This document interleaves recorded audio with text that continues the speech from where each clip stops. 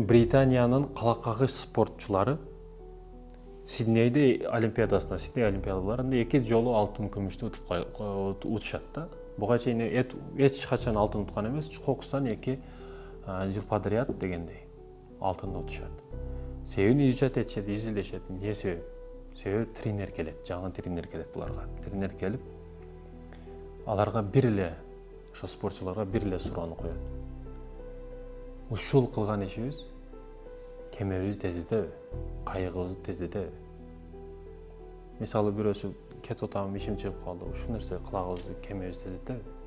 Чайканага кашыклашыбыз керек, жешибиз керек, балдар тогой салып келели. Ушул нерсе биздин кемебизди тездетеби? Телефон чукулаш керек, башка кылыш керек, кемең тездетеби?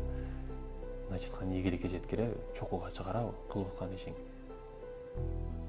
Понедельниктен кылайын, ошол нерсе сени ийгиликке чыгарабы? Деген суроону коюп, тынымсыз иштешет да. Эмгектен, аракеттин айынан булар ошентип алтындарды алышат. Бир нерсени бекер келип калбайт, ал үчүн аракет кылышың керек. Каттуу аракет кылышың керек, абалына жазбастан. Эмне үчүн мисалы аял кишилерге спортсмендер өтө каттуу жагат? Себеби спортсмендер ар дайым таза питание кылышат. Кааласа питанияны туура тамактанышат, жеген нерсеси таза. Ар дайым ден соолуктуу болушат, ичпейт, чекпейт, сөзүндө турган эркектер болот. Ошондуктан спортсмендерге көбү кызыгат. Мен эмнени айтайын деп атам?